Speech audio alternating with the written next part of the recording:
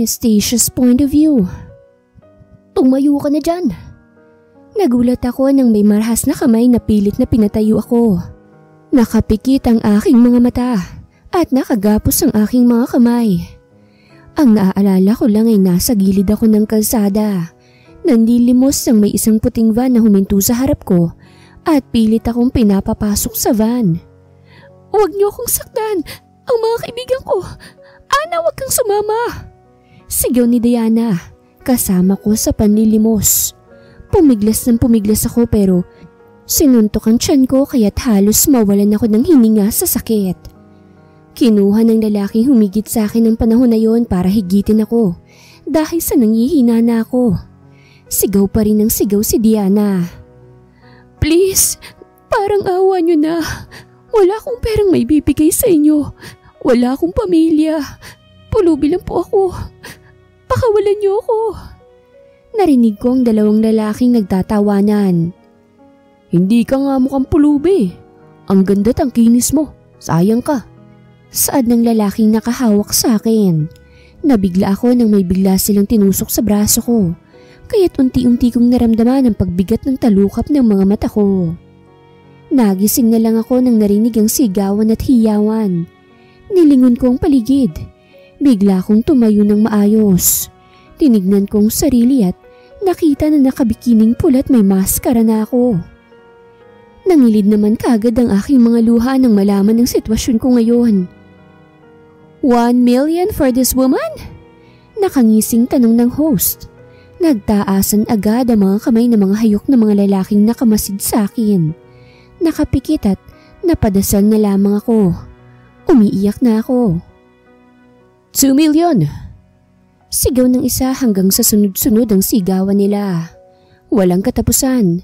Ang iba, mas nagiging desperado na. 10 million! Proud na sigaw ng isang matandang nakangisi. Mas lalo kong nangilabot sa nangyayari. No other bid offer? Going once? Going twice? Naputo lang sasabihin ng host nang tumayong isang binata at may dalang suitcase. Binuksan niya ito sabay sabing, 30 million for that woman. No other bid offer anymore. Or you know where you will belong. Malamig na wika nito. Kusa namang tumigil ang aking mga luha. Halos walang umalma at pinaubayan na sa kanya at parang takot pa sa binata. May isang staff ang inalis ang nakagapos kong mga kamay at iginiya ko sa direksyon ng lalaki. Nakatingin to sa akin gamit ang walang ekspresyon na mukha. Napakapit ako sa braso ng staff. Mas lalo lang akong natakot ng sobrang lapit na namin sa kanya. Hindi ko binibitawan ng staff at namumutla na dahil dumudugo na ang kuko ko na nakabaon sa braso niya. Ma'am, pakibitaw po, ang sakit. Reklamo nito sabay waksi sa akin kaya dahil medyo groggy pa ako't mahina ay napatalsik ako sa braso ng binatang bumili sa akin. Napatingin ako sa mga mata niya na nakatanaw sa akin. Tumibok ng mabilis ang puso ko. Hindi ko alam kung dahil ba sa gulat at takot or dahil may iba pang dahilan. Nanginginig na rin ang aking katawan. Ewan ko ba, habang nasa bisig ako ng lalaki ay nararamdaman kong safe ako. Biglang umikot-ikot ang paningin ko hanggang sa nawalan na ako ng malay. Drake's point of view. You need to give me a grandchild, apo. I'm not getting any younger.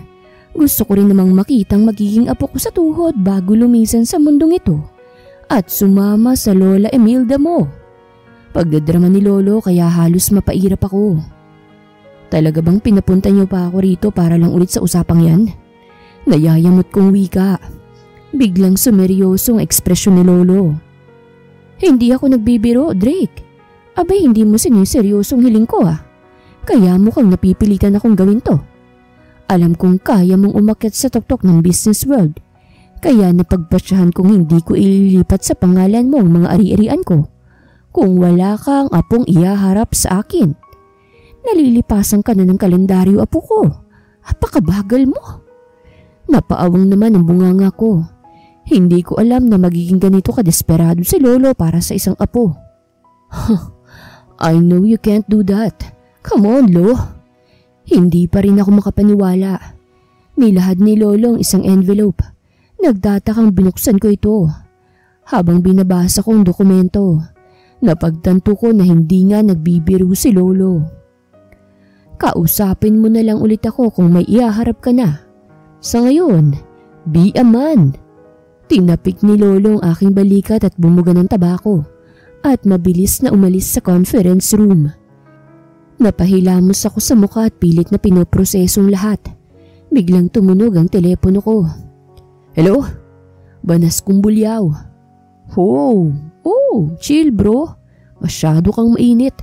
Come on, pumayag ka na kasi sa gimmick natin. Minsan lang naman to. Aya nito mang matalik kong kaibigan. Wag ngayon tol, malaki ang problema ko. Simpleng wika ko sabay tawag sa aking tauhan gamit ang aking kamay. Tinuro kong whiskey at nakuha niya naman agad ang gusto kong ipahiwatig. Kaya nga tayo gigimik. Tamang-tamang pupuntahan natin. Wag kang KJ. Halos lahat ng kaibigan at pinsan mo nandun. Dahil sa pagpilit nito may napapayag niya naman agad ako. Kahit hindi ko alam ang pupuntahan namin. Sinend niya ang mga address at magkikita na lang daw kaming dalawa doon. Pagkatapos sa mga meeting ko, ay pumunta na rin naman ako sa address.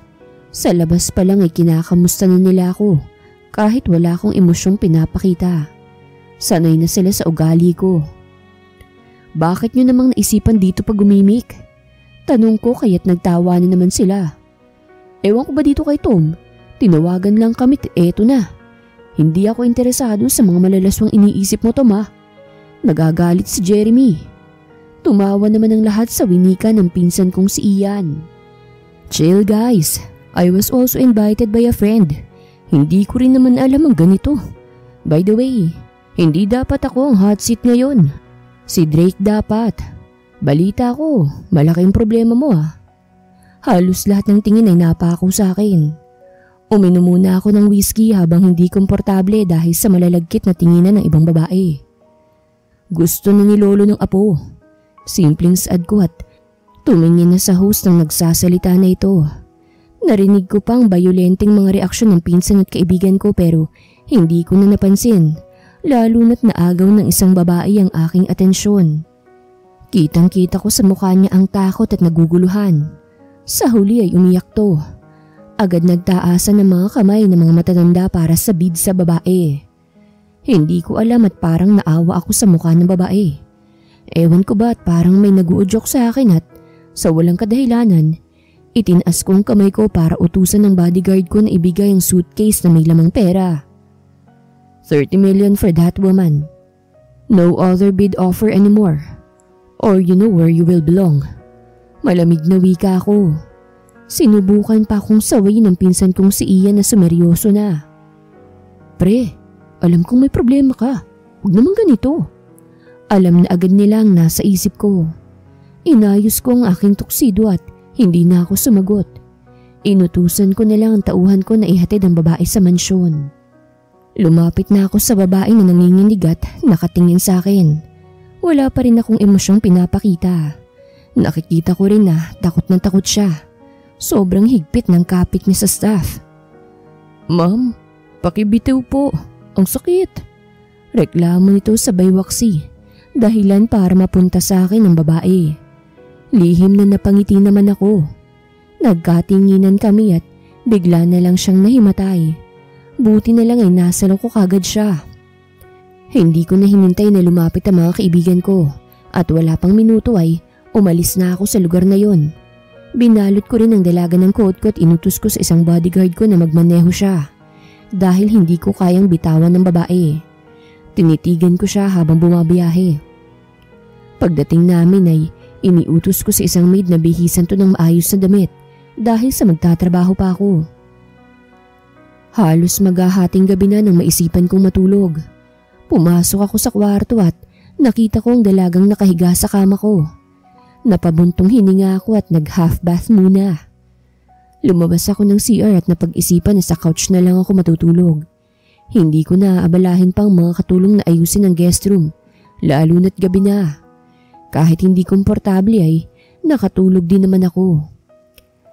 Anastasia's point of view. Anak, bumalik ka rito.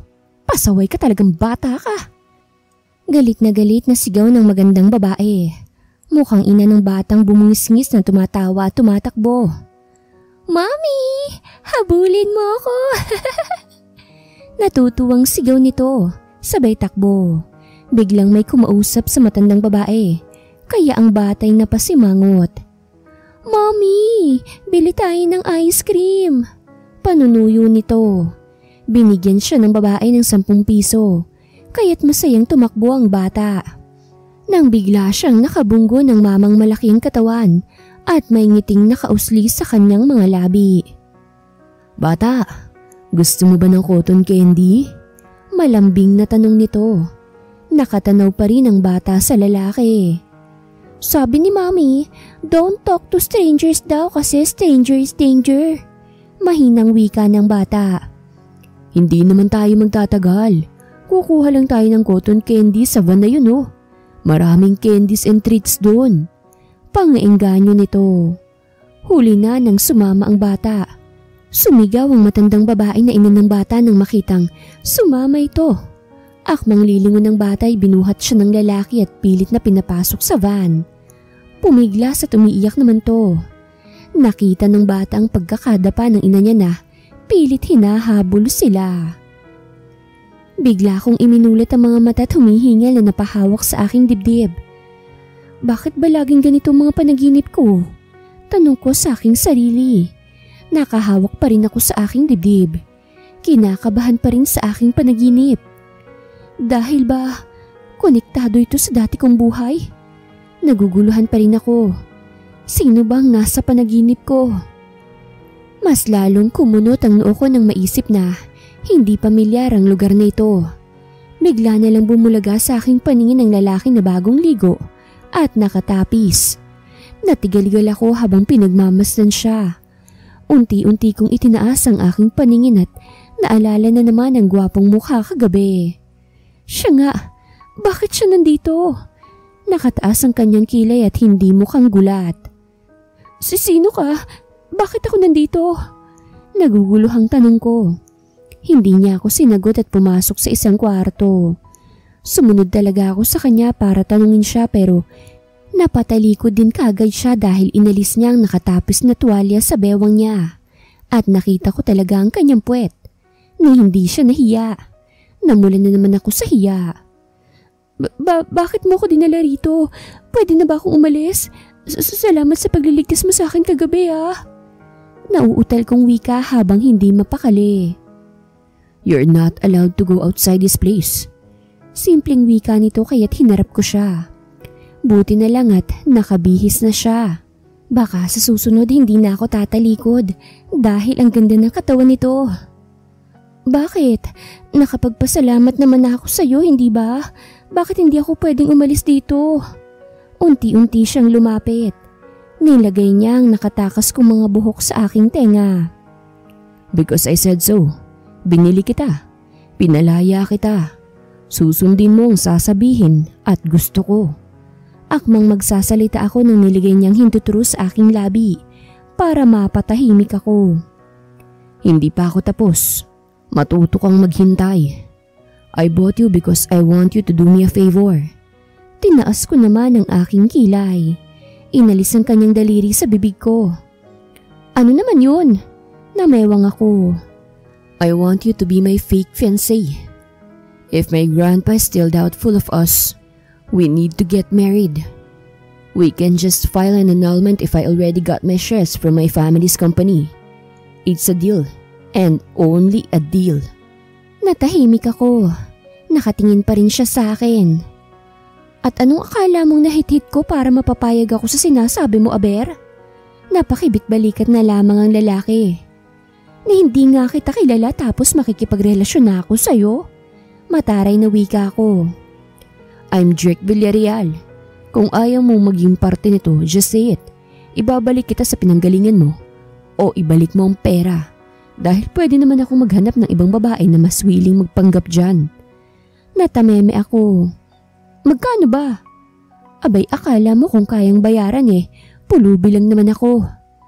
30 million. And I want it in an instant. Kung gusto mong makalaya sa akin, bayaran mo ko ng 30 milyon. Napalunok naman ako sa kahindik-hindik na revelasyon. Saan naman ako kukuha ng ganong kalaking pera? Ano bang makukuha ko kung magpapanggap ako? Doon ko nakitang nakakasilaw ng ngiti ni Drake. Simple lang. I will triple the price. You will get 90 million pesos with house and lot. You can travel all you want and you can spend anything with my cards while we're on our act. Gawin mo ang gusto mong gawin basta't mag-isip ka ng mabuti bago mo gawin. Ganyan lang kasimple. Is that a deal? Inalok niya ang kanyang kamay. Napaisip ako't nanginginig kong tinanggap ang kanyang mga kamay.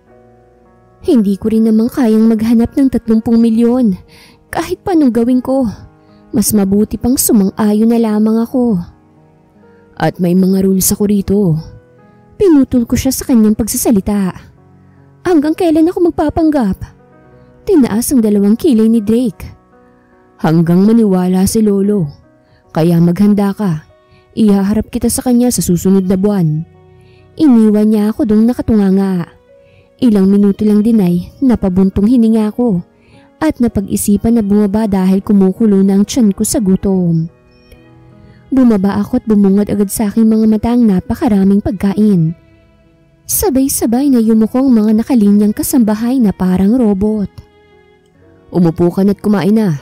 Pag-uusapan natin ang mga regulasyon dito at sa mga gagawin natin.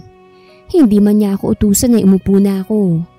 Akmang kukuha ako ng pagkain ko nang agad na sumunggab ang isang kasambahay at siya nang naglagay sa pinggan ko. Medyo nawiwindang ako dahil hindi ako sanay sa ganitong trato. Para akong isang prinsesa na pinagsisilbihan. Habang kumakain ay talak lang ng talak si Drake. Hanggang sa natapos ata akong kumain, salita pa rin siya ng salita. Kung hindi niya lang ako nakitang humikab ay hindi siya titigil. Mukhang pagod ka na. Feli, ihatid mo nga siya sa kwarto namin. Maglinis ka na ng katawan mo. Nasa closet mo na rin ang mga bagong damit mo. Bukas na bukas mag-iensayo ka na on how to be a good partner or wife. Tumangulang ako at nagpaalam na sa kanya dahil inaantok na naman ako. Bago ko makalimutan, lumingon ako sa kanya galing sa hagdanan. Alam kong nasabi ko na ito sa'yo pero maraming salamat ulit ha. Wika ako sabay kindat sa kanya. Nakita ko naman nagulantang siya. Kahit ang mga tauhan niya at kasambahay na nakamasid sa amin ay nasamid sa sariling laway. Dali-dali akong tumakbo papunta sa kwarto namin. Dahil sa konting panahon naman ay medyo pamilyar na sa akin kung saan ito banda. Nakangiti akong natulog. Umagang-umagay ginising agad ako ni Feli dahil sa utos si Drake. Nakasuot na ito kahit kakaalas 6 pa lang ng umaga. I want you to meet Carter, your all-around trainer. Please listen and obey him. Huwag mo siyang bibigyan ng sakit sa ulo. Ngumisi naman ang backlash na ipinakilalang si Carter. Ngumiti rin naman ako kay Carter. I have to go. Take care. Saad ni Drake sabay alis. Take care then, Drake. Paalam ni Carter at nakangisi pa rin. Nang nawala na sa paningin namin si Drake ay nilingon niya ako pero hindi na nakangiti. Kung hindi, naka-istriktong mukha na. Ano pang hinihintay mo? Kunin mo na yung heels mo at magpa-practice tayo kung paano kang lumakad gracefully. Masungit na wika ni Carter. Medyo nagulat naman ako. Abay, pakitang tao rin ito ah. O ano pang hinihintay mo, Pasko? Abay, palisan mo na. Bagal-bagal. Reklamo nito sabay paypay ng sarili at naupo sa sofa. Hindi pa rin ako umaalis sa harap niya kaya't napatayo siya at namumula na. Ako ba'y ginagalit mo? May diin ang kanyang boses. Namutla naman ako sa sobrang kaba. Wala akong heels. Sorry po. Nauutal at nahihiyang litanya ko. Biglang dumating si Feli dalang 1 dosenang heels at umalis din. Tinuro ito ni Carter kahit nag-aalinlangan dahil hindi ako marunong, lalo na't 5 inches ang sinuot ko. Ilang hakbang pa lang papalapit kay Carter ay halos 2 beses na akong natalisod. Napatampal noon naman ang bakla sa nasaksihan. Mapapasubok ako nito sa'yo ah. Problemadong wika niya. Nag-peace sign lang ako sa kanya sabay awkward na ngumiti. Tinuruan niya ako ng dapat na posture. Halos 3 oras niya akong pinapalakad sa buong salas. Masakit na rin ang paa ko at mukhang namamagana. Gutom at pawisan na rin ako. Hindi niya pa rin ako binibitawan para makapagpahinga. Halos kagalitan din ako tuwing nagkakamali ako. Ano ba naman yan? Kanina pa tayo rito ah. Hindi mo pa rin ma-master ang tamang paglalakad. Tonta talaga! Gigil na saad nito. Napaupo ako sa gilid ng staircase at napayuko. Naghalo ang luha at pawis ko dahil pagod na talaga ako. Kanina niya pa rin ako iniinsulto. Aba Ineng, kung iiyak-iyak ka lang din dyan, hindi ka matututo. Masisira talagang beauty fest ko sa'yo. O siya, mukhang ito na lang munang pag-aaralan natin. Bukas maglalakad ka na sa damuhan ng naka-heels. Enchandes? Tumang ako kahit umiiyak pa rin. Si Feli sa gilid na nakikinig ay nag-aalalang nakatingin sa akin. Nang makaalis na si Carter, ay paika-ika akong lumapit kay Feli. Pwede po bang padala na lang ng tanghalian ko sa kwarto po? Salamat po. Tumango naman to kaya tumuloy na ako sa taas. Ang hirap naman palang maging mayaman. Bulong ko sa kawalan. Dumating ang pagkain ko kaya't sinunggaban ko na. At umidlip muna ako dahil nakaligo naman na ako pagkatapos ng training. Naalimpungatan ako sa kaluskos sa paligid. Nilingon ko ang direksyon na yun at nakita ko si Drake na naguhubad na. Umiwas naman ako ng tingin. Nakauwi ka na pala. Bati ko. Nilingon ako nito sabay suot ng damit. Nilingon kong orasan. 3:00 pa lang ah. Akala ko bang uwian niya tuwing 5:00. May kinuha siyang plastic na bag. Unti-unti siyang lumapit sa akin kaya't umatras ako para makaupo siya sa kama. Napakislot ako ng hawakan niyang namamagat na mumula kong mga paa. Biglang lumambot ang kanyang ekspresyon habang tinitignan to. Masakit ba? Hinilot nito ang aking paa sa marahang paraan. Oo, alam mo ba, 3 oras akong palakad-lakad sa salas. No break. Umiiyak na nga ako eh. Tapos iyan, ang sakit. Nagkasugat na nga yata. Sumbong ko. Siya naman ay nakikinig ng mabuti. Kinuha niyang isang ointment sabay pahid sa pasa at konting sugat ko. Kumiskis ang malambot niyang mga kamay. Sasabihan ko siya na walang training muna bukas dahil pagagalingin muna ang mga sugat mo. Ngumiti naman ako sa kanya. Hindi talaga halata sa mukha niya na mabait siya. Mukha kasi siyang marahas. Ipapadala ko na lang ditong merienda mo. Gusto mo bang mag-movie marathon? Tumango naman agad ako. Siya nang nagbukas ng TV. Pinapili niya rin ako ng panonoorin. Habang kinukuha naman niya ang merienda. Dumating din siya dalang pagkain at umumpo na sa sofa. At doon gumawa ng naantalang trabaho niya raw. Napapatingin pa nga siya tuwing tumatawa ko sa aking pinanonood. Binibigyan ko lang siya ng peace sign kapag naririndihan na siya sa akin. Halos matapos ng pinanonood kong teleserye, hindi pa rin siya tapos sa ginagawa niya. Ubus ko na rin ang inihanda niyang merienda at napahikab ako. Hindi na talaga kaya ng mga mata ko at unti-unti na akong napahiga sa sofa. Hindi ko alam kung bakit pagkagising ko sa umaga ay nasa kama na ako at mahimbing na natutulog. Tumulala muna ako bago tumayo. Inayos ang sarili ng konti at bumaba na. Nakita ko ang nakataplis na si Drake at nagluluto. Medyo nagulat ako kasi hindi mukhang marunong siya magluto at lalong-lalo na ay 10:00 na nasa bahay pa rin siya. Siya pa naman ang taong napaka-workaholic. Naramdaman niya ata na may tao sa paligid niya kaya't nilingon niya ako at sinalubong ng napakagandang ngiti. Halos mabuwal ako. Buti na lang at may ref sa likod ko na nakasuporta. Good morning. I prepared some breakfast for us. Nakangiti niyang bate. Hindi ka papasok sa trabaho? Binuhat mo ba ako kagabi? Pasensya ka na ah. Nauutal pa rin ako. lintik na puso, hindi tumitigil sa pagbilis ng tibok. Magkaka-heart attack ako nito eh. O baka heartburn na lang. Hindi. Gusto kong ipasyal ka at mas makilala ka. Ang tanga naman kung magiging fake fiancé kita pero hindi kita kilala, hindi ba? At saka walang anuman. Hindi ka namang kabigatan. Napawi ang kung anong kiliti sa aking tiyan. Okay. Simpleng sagot ko sabay upo na. Tahimik ang aming umagahan. Naaasiwa lang ako kasi tingin siya ng tingin sa akin. Bawat minuto, ni hindi siya nagugulat kung mahuhuli ko ang mga tingin niya. Ana, tawag niya nang akmang aalis na ako pabalik sa kwarto.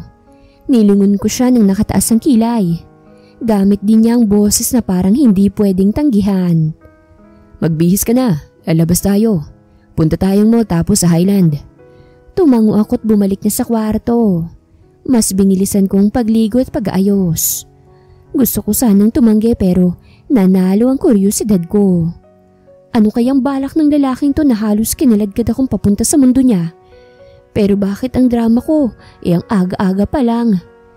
Timing nang natapos ako ay ganun din ang paglabas ni Drake sa isang guest room. Siguro doon na lang naligo dahil nabagot sa paghihintay sa akin. Pagdating namin ng mall ay nakakasilaw ang ilaw at dami ng tao sa mall. Malayo sa tahimik na mansyon.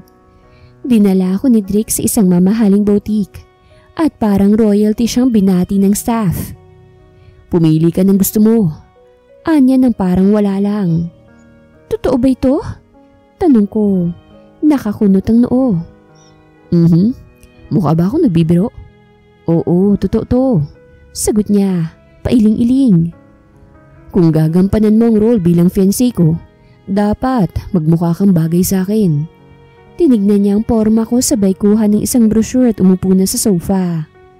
Dahil doon, napilitan na akong pumili. Sa una, simple lang ang pinili ko. Pero bawat isa'y inaayawan niya. Walang dating, komento niya. Subukan mo to. Iniabot niya ang isang pulang damit na mukhang galing sa fashion magazine. Nang maisuot ko ito at lumabas ng fitting room, nag-iba ang ekspresyon niya. Akala ko nga'y may nakita akong paghanga sa mga mata niya. Pero agad niya itong tinago sa isang simpleng pag-iling. Ano sir? Maganda na si mama no? Asar ng bading na nag-a-assist sa akin. Nahihiyang ngumiti naman ako. Pwede na. Sabi niya, casual lang. Kunwari hindi ko nakita ang tingin niya. Lihim naman akong napangiti. Pagkatapos ay binilihan din niya ako ng sapatos, accessories, at hindi ko kinayang binigay niya. Halos namula na nga ako sa hiya. Ngayon ay isang bagong phone naman ang ibinigay niya. Hindi pwedeng gamitin mo pa yung luma mong phone. Sabi niya sabay dampot sa phone ko at itinapon ito sa trash bin. Napaawang naman ang bibig ko at sinapak siya ng mahina at kinuha ito sa trash bin. Hoy! Ano ka ba? Sigaw ko pero binigyan niya ako ng bagong model na iPhone bago pa ako makapagreklamo. Ni minsan, hindi ko pa naranasan ang mga ganito. Kaya hindi katakataka na manghang-mangha pa rin ako sa mga ganito kaingrande.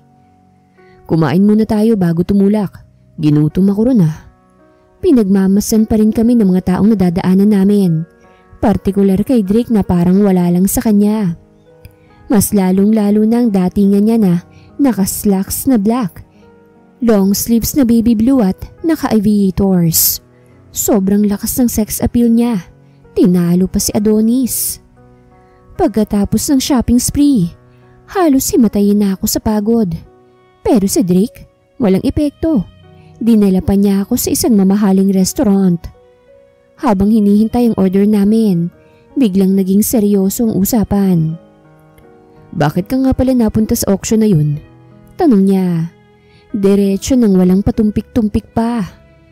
Napahinto ako, parang binuhusan ng malamig na tubig. Ayokong pag-usapan. Sagot ko, iwas tingin. Ayokong alalahanin ang nangyari sa araw na yon.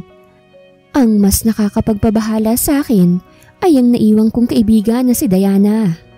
Ipinagdadasal ko na sana nasa mabuting lagay siya. Siya lang naging totoo at nagmahal sa akin, kahit sino pa ako. Fair enough, sabi niya. Kunot ang noo. O sige, tanungin mo rin ako. Anong gusto mong malaman sa akin? Nag-isip ako ng matagal bago nagtanong. Bakit kailangan mo ng fake na fiancé? Mayaman ka na, gwapo pa. Sigurado akong pila mga babae sa'yo. Natawa siya pero hindi sa pilit. Totoong tawa. Nakakagulat na parang ibang Drake ang nakikita ko ngayon. Akala mo lang yun. Hindi ganun kadali. May sariling mga plano ang lolo ko at wala ni isa sa mga babaeng gusto niya ang bagay sa akin. Pailing-iling na sabi niya sabay simsim sa in-order niyang house wine. Nagulat ako sa pagiging prangka niya. At sa sandaling yun, parang nawala ang aroganting Drake. Sa halip, nakita kong isang taong may sariling dalahin sa buhay. Pagkatapos ng dinner, nagpunta na kami sa Highland. Isang lugar na may magagandang tanawin at horseback riding. Kahit anong pilit ko na ayoko, lalong-lalo na't wala naman akong alam sa pagsakay ng kabayo, isinama pa rin ako ni Drake sa pagsakay sa kabayo. Hindi pa ako nakasakay sa kabayo. Amin ko habang hirap na hirap akong sumampa. Ayos lang yan, sabi niya. Inaalalayan ako. Ang kamay niya'y mahigpit pero maingat. Naramdaman kong kakaibang init sa tulong niya. Uminit naman ang pisngi ko nang maramdaman kong kamay niya sa puwet ko na nag-aalalay. Nang makasampa na ako, nagsimula ng gumalaw ang kabayo at agad akong kinabahan. Ang bilis naman ito! Sigaw ko. Tumawa siya. Throating lang yan. Relax ka lang. Ako nang bahala. Sumampa siya sa likod ko. Ang mga kamay niya'y nakapulupot sa akin habang hawak ang mga renda. Hindi ko alam kung paano ako magre-react. Nakakapanibago ang lapit niya. At mas delikado dahil mas lumakas ang tibok ng dibdib ko. Imbierna. Biglang lumihis ang direksyon ng kabayo. Drake! Sigaw ko. Hawak ng mahigpit ang saddle. Bago pa kami makabawi, ay nadulas na ang kabayo at parehas kaming bumagsak sa lupa. Aray! Daing ko. Hinahaplos-haplos ang ulo ko. Nang dumilit ako ay si Drake ang nasa ibabaw ko. Ang mukha niya'y ilang pulgada lang ang layo. At nangyari na nga. Nagdikit ang labi niya sa labi ko habang sinusubukan niyang umatras. Parehas kaming napatigil. Nakadilat ang mga mata. Sa ilang segundo ay parang tumigil ang oras bago siya biglang tumayo. Pinatayo rin niya ako habang mukhang hindi alam ang sasabihin. Kapwa namumula at tahimik. Tahimik ang naging biyahe pa uwi. Kapag nagkakatinginan kami, agad kaming lumilingon sa ibang direksyon. Para bang multo ang aksidenteng halik na nakabitin sa pagitan namin. Drive-thru na lang ang hapunan natin ha. Biglang sabi ni Drake. Binasag ang katahimikan. Tumango naman ako't hindi nagsalita. Pag-abot namin sa pagkain, sabay pa kaming dumampot ng bag. Nagdikit ang mga kamay namin at parehas kaming umatras na parang nasunog. Ito na naman ang tibok ng puso ko. Timing na timing talaga. Kapwa kaming napaubo kahit ang cashier sa Jollibee na nakatunganga na sa amin. Pinaandar niya na ang sasakyan pa uwi. Pagdating sa mansyon, lalo lang naging awkward. Parehas kaming dumiretso para maglinis, pero nagbanggaan kami sa pintuan ng banyo. Sa akin to, sabi ko. Kunot noo. Malagkit na kasi talaga ako eh. Kailangan ko ng maligo. Akin muna. Puno ko ng lupa oh. Kontra niya. Fine. O di sabay na lang tayo. Sarkastiko kong sabi. Para namang natakot siya pero mas lalong lumapad ang ngiti niya. Pero sa gulat ko, tumango siya. Sabay sabing, o sige. Hindi ako nagpatalo. Pumasok ako at pumasok na rin siya. Nag-half bath akong nakadamit. Ganon din ang ginawa niya. Habang nagsasabon ako, napunta sa mata ko ang sabon kaya't napapikit akong naghahanap. Ganon din pala si Drake, kaya't kapwa kaming nagkakapaan. Hanggang sa nagpapaliksahan na naman kami sa tubig. Sinabuyan ko siya ng tubig sa kanyang mga mata. Nagulat siya at gumante. Hanggang sa iyo na nga. Ang resulta? Isang chaotic na eksena ng tubig, sabon at iwasan. Nabuhusan ko siya ng tubig kaya't gumanti siya sa pamamagitan ng pagsaboy ng sabon sa mukha ko. Sa huli, natapos din ang kulitan. Pero habang nagpapalit ako ng damit, napansin ko ang ngiti sa mukha ko. Baka nga may iba pang side si Drake na hindi ko pa nakikita. Sabay din kaming humiga. Pinatay niya ang ilaw. Nasa kanan ako, siya sa kaliwa naman. Kapwa ibang direksyon ng pagtulog. Hindi pa rin ako nakatulog dahil sa aksidenteng halik na yon. Nilingon ko siya at nilingon niya rin ako, kaya't nagkagulatan pa kami. Wala na, nagkatinginan na kami at hindi ko na naiwasan. Good night, Drake. Mahinang saad ko. Good night, Ana. Thank you for making this day memorable for me. For a long time, hindi ako nakaramdam ng ganito. Thank you for making me feel this way again. Hinalikan niya ang noo ko kaya't napapikit ako hanggang sa nakatulog na nga ako. Gumising akong nakangiti. Hinalikan ba naman ako sa noo kagabi? Sino ba namang hindi kikiligin doon? Nung nasa baba na nga ako ay hindi ko na naabutan si Drake dahil maaga siyang umalis. Si Carter ang naghihintay sa akin at magsasanay na naman daw kami ulit. Halos buong linggong hindi nakauwi si Drake. Ilang beses na ring napanis ang niluto kong paksiw na bangus na lagi kong niluluto dahil ito ang special food ko. Feli, hindi ba siya nagpaalam na aalis siya? Nag-aalalang wika ko. Hindi ko rin alam ang personal number niya. Ang tanga ko talaga. Sana kinuha ko na noon pa. Nagsubok na rin akong pumunta sa kumpanya niya pero hindi ako pinapasok. Tinawanan pa ako ng receptionist nang sinabi kong fiancé ako ni Drake. Marami na raw kasing babaeng nagsabi sa kanya ng ganoon, kaya't hindi siya naniniwalang basta-basta. Kaya umuwi akong bigo. Talagang tumamlay ako. Excited pa naman akong ipakita sa kanya mga improvement ko para maging karapat-dapat para sa kanya. Hindi ko man aminin ay talagang nahuhulog ng loob ko sa kanya. Ilang linggo lang kaming nagkakilala. Tunog imposible pero paano na ito? Ito na ang nararamdaman ko ngayon. Kinabukasan ay matamlay pa rin ako. Pagkatapos ng aming last session ni Carter ay talagang marami na akong natutunan. Ma'am, kumain na po kayo. Nag-aalalang wika ni Feli. Ngumiti ako ng maliit sa kanya. Mamaya na lang po. Baka uuwi na si Drake maya-maya. At saka hindi pa naman po ako gutom. Salamat po sa pag-aaya ah. Malumanay kong wika, pero ang tiyan ko'y sumasalungat. Gumawa ito ng ingay kaya't nahihiyang nilingon ko si Feli. Ngumiti lang ito sa akin at nagpaalam na. Tiningnan ko ang orasan, 11:00 na. Malamig na ang pagkain. Gutom na rin ako at gusto na ng mga mata kong tumiklop. Hindi ko na nalabanan pa ang antok. Nakatulog na ako sa harap ng pagkain. Nagising na lamang ako sa malamig na kamay na humahaplo sa aking pisngi. Minulat ko ang aking mga mata at nakita si Drake na nakatingin sa akin. Kinusot-kusot ko ang aking mga mata. Baka kasi nananaginip lang ako. Tumawa naman si Drake sabay kurot ng pisngi ko. You're so cute. Saad nito na ikinamula ko naman. Saan ka nang galing? Bakit hindi ka nagpaparamdam sa loob ng 3 linggo? Ang dami ko pang tanong na gustong itanong. Nakikita ko sa mukha ni Drake na pagod siya galing sa biyahe. Pumunta ako ng United States kasi may inasikaso ako sa kumpanya. At the same time, birthday din ng kaibigan kong si Frank. Umuwi nga rin siya kasama rito. Nasabi rin sa akin ni Carter na ang laki na ng improvement mo raw. From the way you talk and the way you dress. Are you ready to meet my grandpa? Walang kaabog-abog akong tumango. I think what I learned from Carter is enough. Okay, sasabihan ko lang si Lolo na gusto mo siyang makilala. Kumain ka na ba? Bakit dito ka natulog?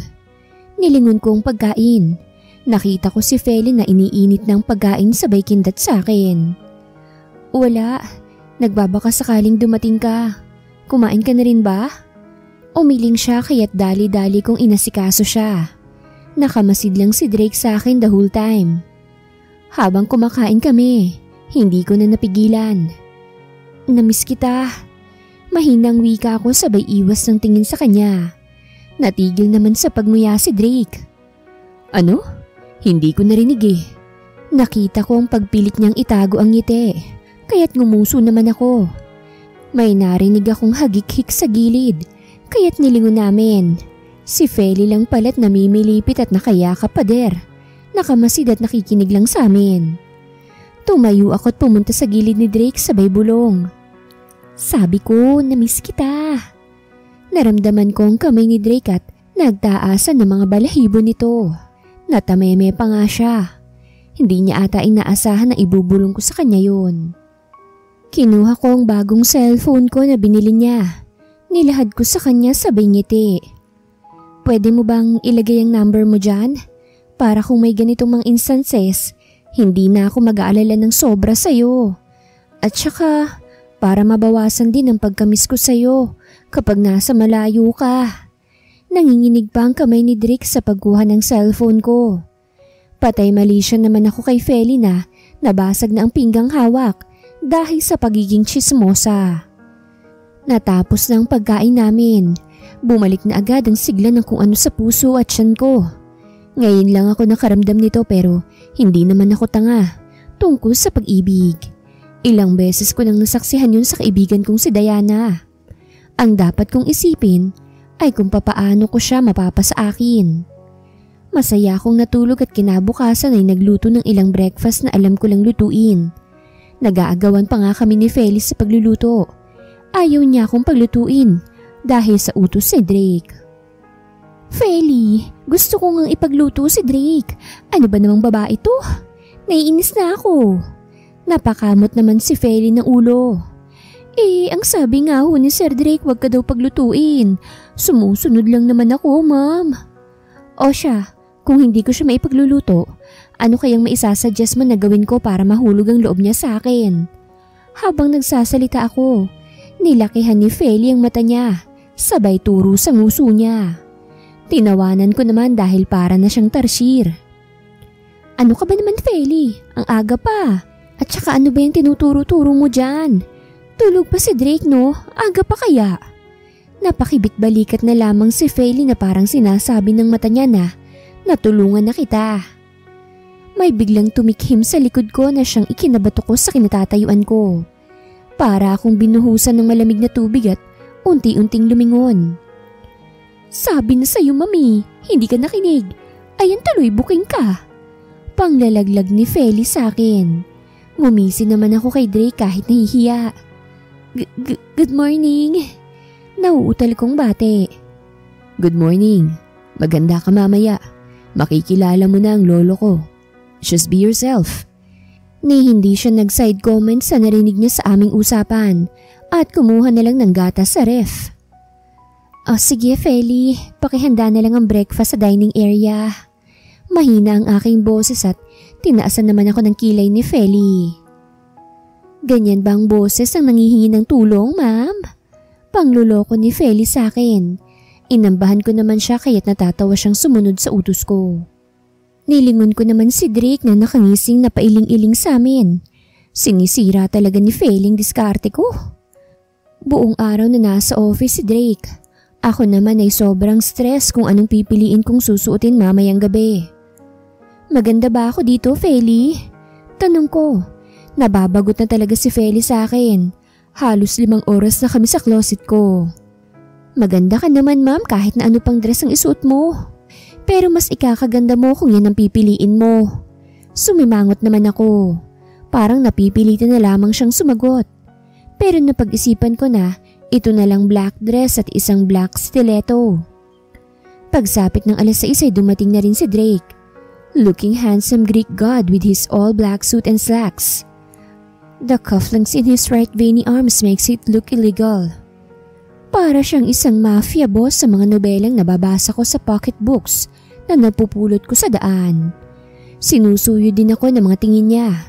Buti na lang, itim din ang pinili kong outfit. Bagay na bagay talaga kami. You look beautiful. You look handsome. Sabay naming wika. Sabay din kaming tumawa. Shall we go? Nilahad niya ang kamay para alalayan ako. Tinanggap ko naman itong nakangiti. Nag-flying kiss muna ako kay Feli sabay sabing salamat. Ngumiti lang siya sa akin sabay kaway. Habang nasa biyahe kami, ay hindi ko maiwasang paglamigan ng kamay. Kinakabahan ako.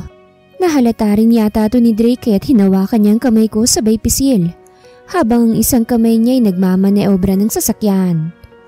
You'll be fine, pag-a-assure niya sa akin. Paano kung hindi siya maniwala? Aligaga akong wika. Then, let's get married. Simpleng wika niya na nagpalakas ng tibok ng puso ko. Pero unti-unti ring nawala. Paano ba naman? Kung makapagsalita siya parang andali lang ng buhay mag-asawa. At saka oo nga pala, ginawa niya lang to para mapasa kanyang kayamanan ng pamilya niya. Mas lalo lang akong nilamig sa isipin na yon.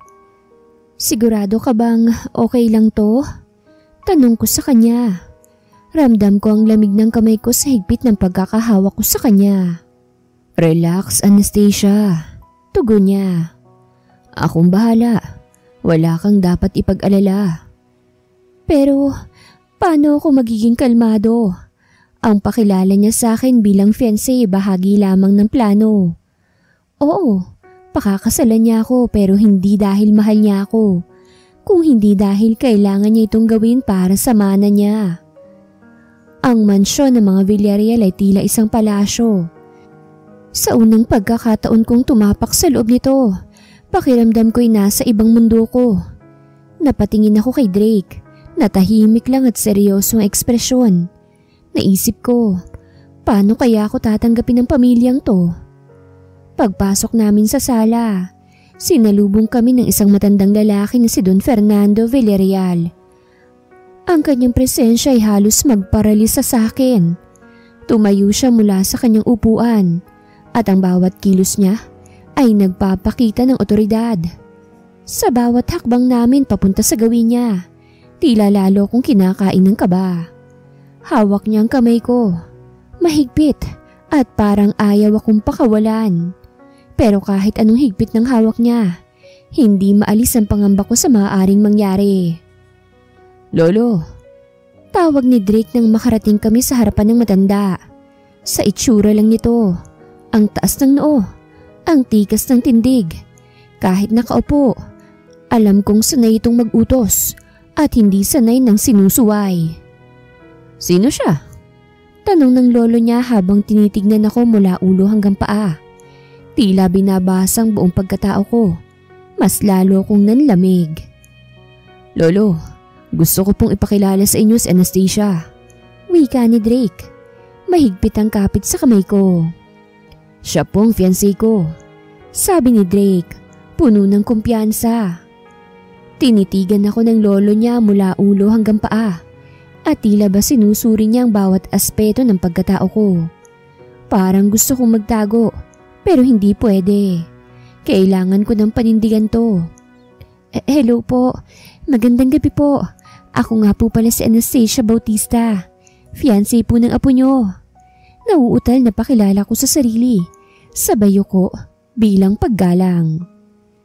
Fiancé? Tanong ni Don Fernando, halatang hindi kumbinsido. Masyado yatang mabilis sa mga pangyayari, Drake. Sigurado ka na ba sa desisyon mo? Nagpalitan ng tingin sila Drake at ang lolo niya. Tumikim si Drake bago sumagot. Mahal ko po siya, lolo. Kaya gusto ko nang dalhin siya sa altar sa lalong madaling panahon.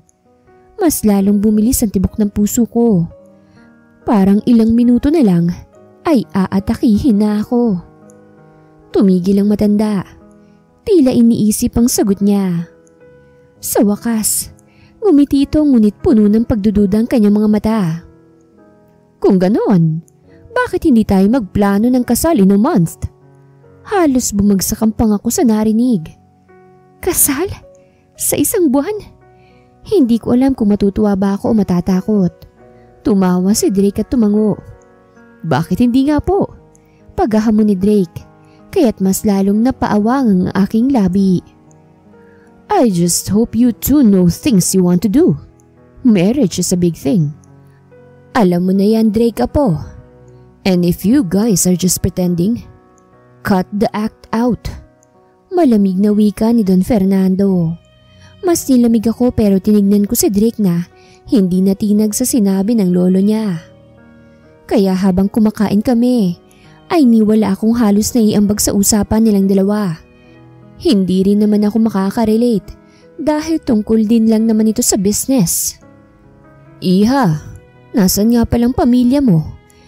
Para makapamanhi ka na itong pinakamamahal kong apo. Balisa naman ako sa tanong na yon. Pilit akong ngumiti katulad ng pag-iensayo ko. Ulila na po ako. Hindi ko rin po kakilala ang mga kapamilya ko. Nakitaan ko naman ng konting awa ang mga mata ng matanda, kaya't umiwas ako ng tingin sa kanya. O sige. Dapat pala maghanda ka na lang sa pagdating ng ama't ina ni Drake. Naku, paniguradong alam na nila ang anak nila ikakasal na. Tumikhim naman si Drake sabay matilim na tingin sa lolo. Apo, wala kang magagawa. Magalit ka man sa kanila buong buhay mo. Alam mong nanay at tatay mo pa rin sila. Malumanay na wika ng matanda. Ayoko ho sanang pag-usapan lolo, please. Mariing wika ni Drake sabay kain, kahit mukhang wala na siyang gana. Kibit-balikat naman si Don Fernando. Hinatid din kami ni Don Fernando sa labas ng mansyon. At kahit naman pala mukhang istrikto siya, ay may kabutihan naman pala itong taglay. Pagkatapos ng gabing yun, tila nag-iba ang ihip ng hangin. Inanunsyo ni Don Alfonso ang kanyang plano. Ang kasal ay mangyayari sa loob ng 1 buwan. Walang tanong-tanong, walang reklamo. Nagulat ako sa agarang desisyon, ngunit mas nagulat ako nang tila walang pagtutol si Drake. In 1 month? Tanong ko sa kanya habang nasa kotse kaming pauwi. I know it's sudden but we can manage. Sagot niya, hindi man lang nababahala. Hindi ko alam kung paano ako maghahanda, pero halatang alam na alam ni Drake kung papaano itong tatakbuhin. Siyang nagdesisyon sa mga malalaking bagay tulad ng lugar at tema, habang ako naman ang tutok sa mga detalye. Minsan habang nagpapasya tungkol sa disenyo ng invitation card, napansin ko ang pagiging seryoso niya. Anastasia, sabi niya, alam kong hindi madali ito para sa'yo, pero gusto kong malaman mo na hindi kita pababayaan. Hindi ko alam kung totoo ba ang mga sinasabi niya o bahagi lang ng palabas para sa pamilya niya. Mas lalo tuloy akong nalilito, lalo na't alam kong hindi tungkol sa pag-ibig ang usapan naming dalawa. Naikwento ko na rin kay Feli ito nung isang araw. Sinabihan niya ako na kung talaga daw gusto kong mag-work to, sabihin ko raw ang nararamdaman ko kay Drake. Kahit na alam ko namang alam na ni Drake. Nasa fitting room ako at sinusukat ang aking wedding dress. Hindi ko alam. Habang nakatingin ako sa salamin ay naiiyak na ako. Sinabihan ko rin si Drake na kung pwede ba niyang matrace kung nasan si Diana. Miss na miss ko ng babaitang yun. Ma'am, okay ka na raw po ba dyan, sabi ni Sir? Naputo lang sasabihin ni Feli nang makitang naluluha akong mga mata. Nag-aalalang nilapitan niya ako. Ano ho ang problema? Inaalo ako nito. Wala naman, wag mo nalang banggitin kay Drake na umiiyak ako Baka mag-alala rin yun. Tumango siya. Hindi ko lang aakalain sa mga nangyari sa akin mula ng bata pa ako, hanggang sa mga trahedya na nalagpasan ko bago ko makilala si Drake. May kasiyahan din palang darating sa buhay ko. Naluluha na naman ako. Tumangutango lang si Feli at naluluharing nakinig. Hindi man alam ni Drake kung papaano niya akong pinasaya at pinaligaya. Kahit sabihin ko sa sarili ko na parang mali ang pagpapakasal namin sa maling dahilan, alam ng puso ko na ginugusto ko rin to. Mahal ko Tinulungan ako ni Feli sa pag-alis sa mga luha ko. Ano ho bang kasalanan ko sa'yo? Ba't niyo ho ako pinapaiyak? Tumawa naman kami na parang baliw. Kani-kanina lang umiiyak, ngayon tumatawa na. Parang kay bilis ng panahon, naayos na namin ang lahat. Ngayong araw na rin ang uwi ng pamilya ni Drake, kasama na ang matalik na kaibigan nitong si Frank. Ang kasiyahan sa paghahanda ng kasal ay biglang naglaho nang dumating mula sa bakasyon ng mga magulang ni Drake. Pagkakita nila sa akin, halata sa mga mukha nilang hindi pagsang-ayon. Magandang gabi po. Bati ko sabay beso sa mami ni Drake at sa daddy niya. Siya pala ang babaeng pakakasalan mo? Tanong ni Mrs. Celeste Villarreal, ang ina ni Drake. Ramdam kong malamig na tono niya. Walang patumpik-tumpik. Maanghang na tanong kaagad ang bungad nito. Oo ma, siya si Anastasia. Sagot ni Drake, pero hindi rin siya gaanong mapakali. Hindi rin nga pala nabanggit ni Drake kung bakit masama ang loob nito sa mga magulang niya. Drake, hindi mo ba iniisip kung anong magiging epekto nito sa pamilya natin? Sa negosyo natin? Dagdag ng ama niyang si Mr. Elias Villarreal, ni hindi siya natakot na naririnig ko siya. Hindi ko kailangan ng pahintulot niyo. Mariing tugon ni Drake, parang nagtitimpi lang. Tahimik lang akong nakikinig sa kanilang pag-uusap. Gusto kong ipagtanggol ang sarili ko pero papaano? Pakiramdam ko'y wala akong puwang dito. Biglang may sumingit na poging matangkad. Nakangiti ito sa akin. Hi, ikaw palang babaeng kinababaliwan ng kaibigan ko. It's nice to finally meet you. Masiglang wika niya. I'm sorry, I'm Franklin Beverly and you must be Anastasia Bautista? Naglahad ito ng kamay kaya't nakangiti kong tinanggap yon. Kinagagalak din kitang makilala. Naramdaman ko naman ang kamay ni Drake na pumulupot sa bewang ko, kaya't nilingon ko siya. Matalim ang tingin niya kay Franklin na parang may ginawa itong kalunos-lunos sa kanya. Pumasok na ho tayo. Aya nito sabay alalay sa akin papasok ng bahay. Iha, I would like to talk to my son privately. Can you please leave us alone? Doon na mas naging maayos ang tono ng ina ni Drake, kahit na ang tingin ko ay ganun pa rin. Mapagmalupit at nandidiri. Tumango ako't lumabas na muna papuntang pool. Hindi ko napansin ang pagsunod ni Franklin sa akin. Hey, sorry kung sinundan kita rito ah. I don't know pero ang gaan ng loob ko the first time I saw you. Hindi ko maipaliwanag eh. Nagkibit balikat naman ako. Ikakasal na ako sa kaibigan mo. Saad ko na parang sagot yun sa sinabi niya. Tumawa naman to't nakiupo na nga. Silly, hindi yun ang tinutukoy ko. You kind of remind me of my sister. Malungkot na wika nito. Nilingon ko siya. Bakit? Anong nangyari sa kapatid mo?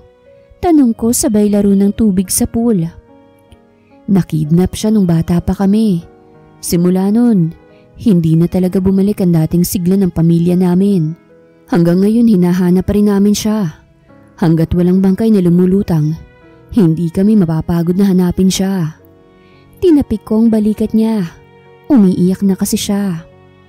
Makikita niyo rin siya. Tiwala lang sa itaas. Tumango siya sabay natatawang inalis ang luha sa mga mata.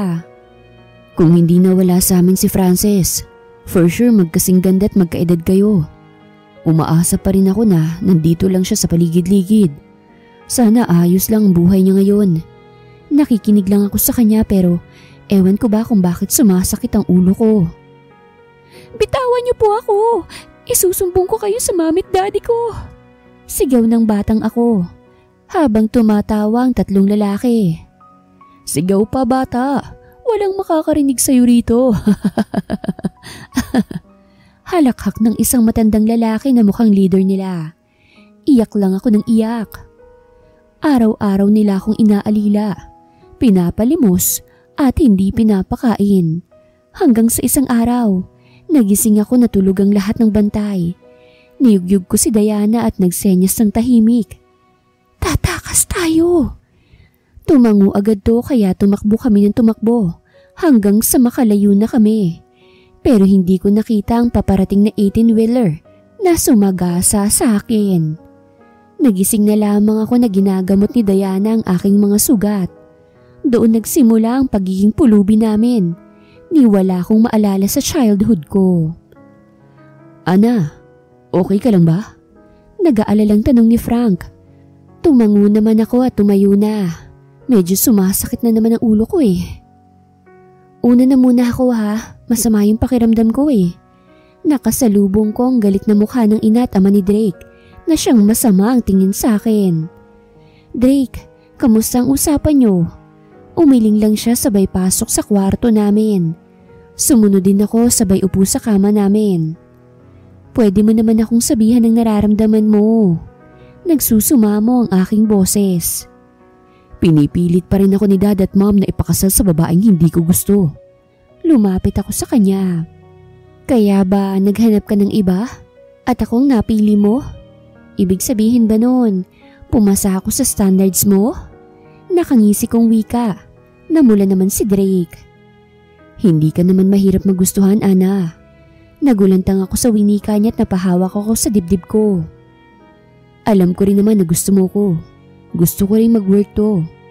Unti-untiin lang muna natin. Tumango ako't niyapos naman niya ako. At natulog na nga kami dahil may pupuntahan kami bukas. Nagising ako mga bandang 10:00. Dali-dali naman akong tumayo't nag-ayos. Aalis dapat kami ng mga 9:00. Maski isa sa kanila, walang gumising sa akin. Bumaba ako pero nahagip ng paningin ko si Drake na may kausap na babae at tumatawa-tawa at hinahampas-hampas ng mahina si Drake. Feli, sino yan? Tanong nang nakataas ang kilay ko. Si Carla po. Ex-fiancé po niya Sir Drake. Pero hindi naman talaga officially ex. Dahil pamilya niya lang naman ang nagtutulak sa kanya sa mga ganyan. Kaya nga galit ang magulang niya kagabi dahil hindi matutuloy ang merging ng pamilya ni Sir Drake at ni Carla. Buti nga hindi na rin natuloy ang kasal nila. Sobrang sama ng ugali ng babaeng yan. Mata pobre. Rant ng rant si Feli sa akin. Habang tumatagal pumipiksi ang pasensya ko. Hindi ko na matiis ay lumapit na ako. Sinubukan pa akong pigilan ni Feli pero malapit na ako. Kaya't napansin din ako ni Drake at ng babaeng nagngangalang Carla.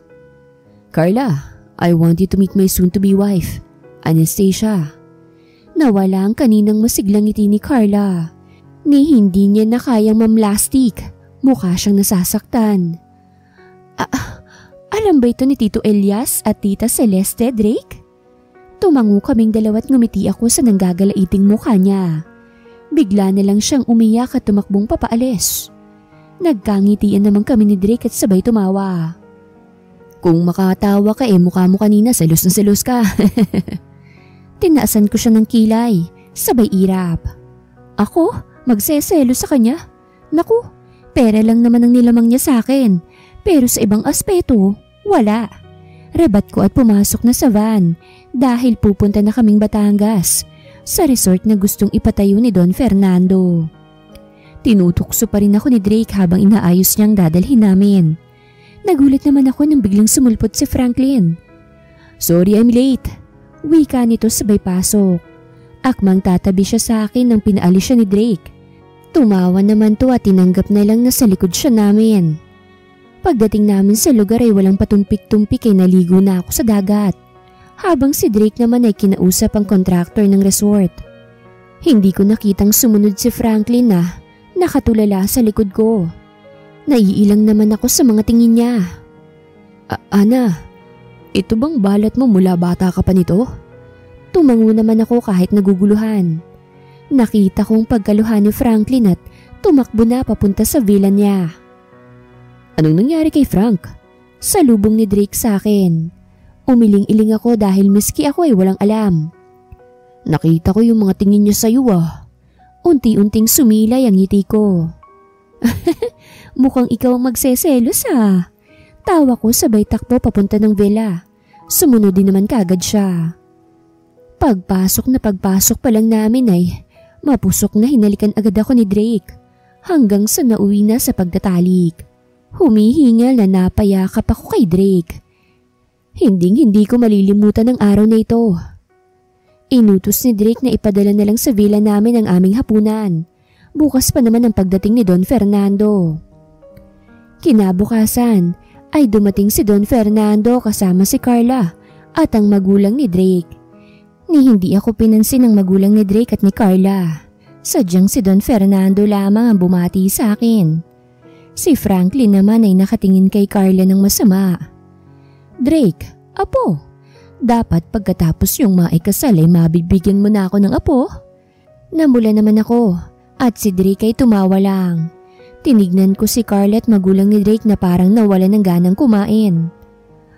On the making na Polo. Biro nito kaya't sinapo ko siya ng mahina. Humirit lang siya ng isang mabilisang halik sa labi ko. Sabay bulong ng I love you. Excuse me Carla, can I talk to you for a minute? Singit ni Franklin na seryosong seryoso. Bakit na naman ba kuya? Naiiritang tanong ni Carla sabay dabog na tumayo. Napaawang naman ang bibig ko. Hindi ko inaasahang magkapatid pala sila.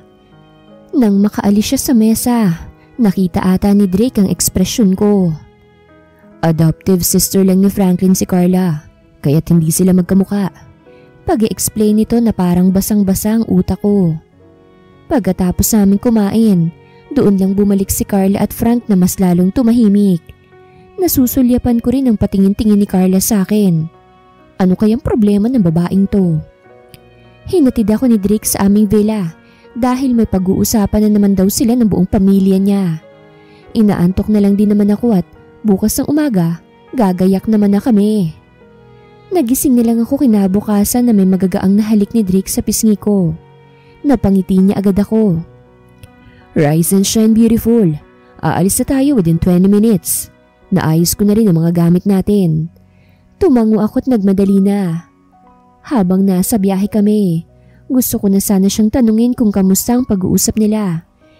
Pero naisip kong wag na lang dahil gusto nga nilang sila lang mag-uusap para walang makakaalam tapos tatanungin ko pa. Ilang araw na lang at ikakasal na kami ni Drake.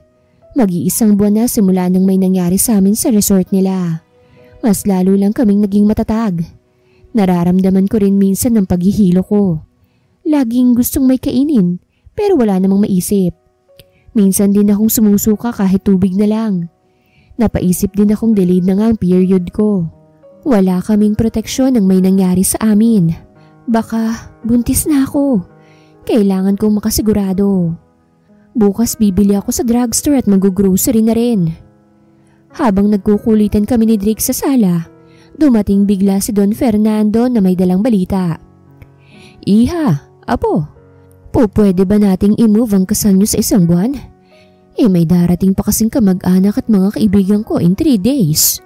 Natahimik naman kami. Ikaw love, para sa'yo, ano? Tumango lang ako dahil okay lang naman.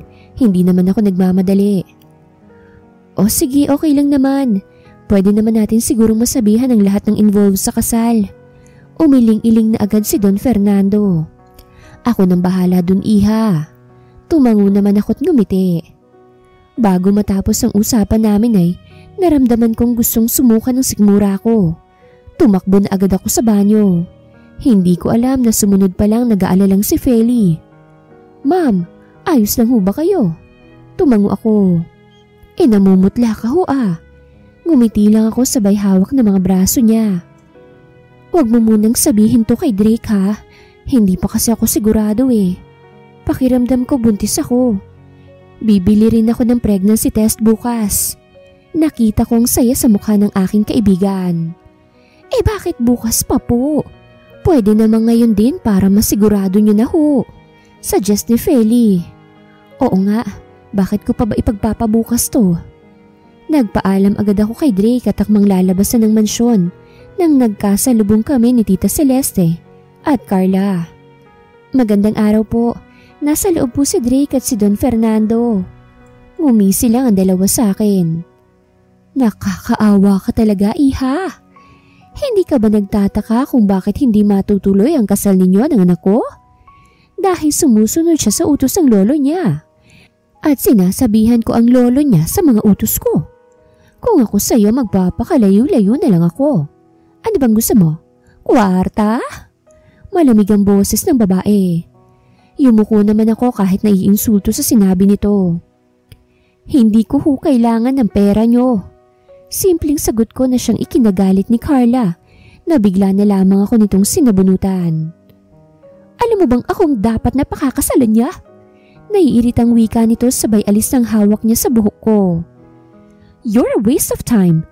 Tita, pumasok na lang tayo at pag-usapan ng nalalapit kong kasal. Nakangising wika ni Carla. Sabay irap sa akin. Ni hindi man lang nila ako pinagsalita. Umalis ako doon ng may mabigat na loob.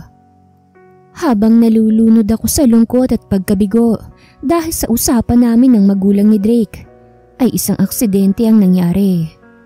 Pauwi ako mula sa grocery nang bigla akong muntik masagasaan ng isang kotse. Tumilapon ako mula sa gilid ng kalsada.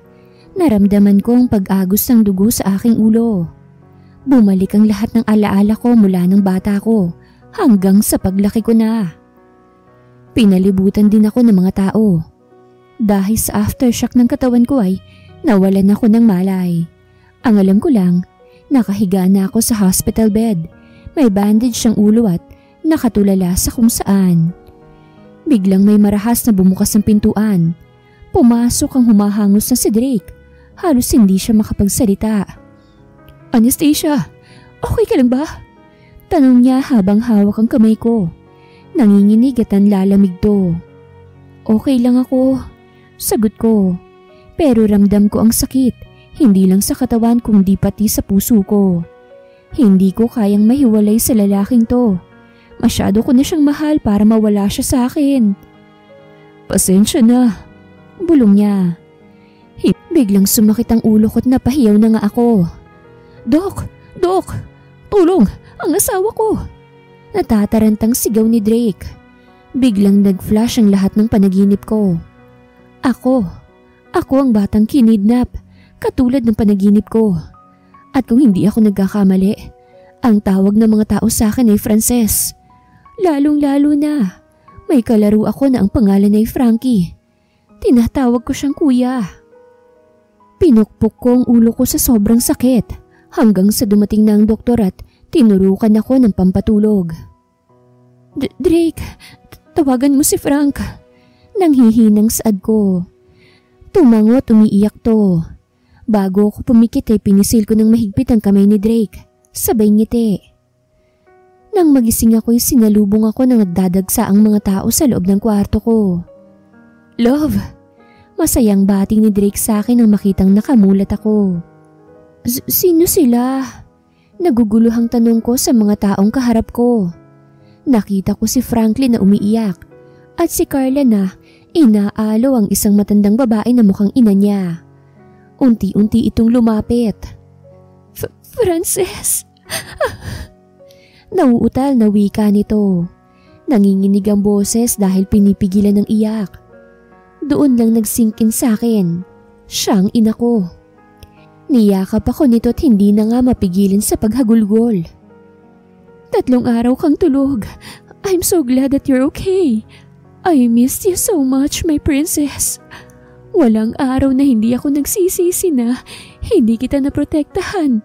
Kaya ka nagdusa. Niyakap ko rin ang matandang babae. Naiiyak na lamang ako.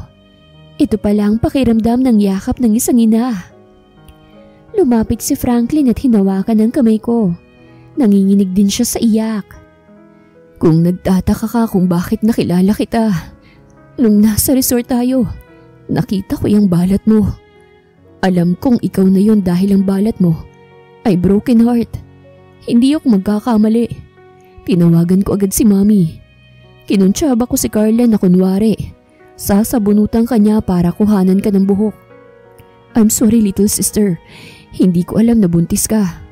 Mas nauna palang gumawa ng paraan si Mami. May inutusan siya na kunin ang hairbrush mo dahil hindi sila makapaghintay sa plano ko. Kaya eto sila ngayon.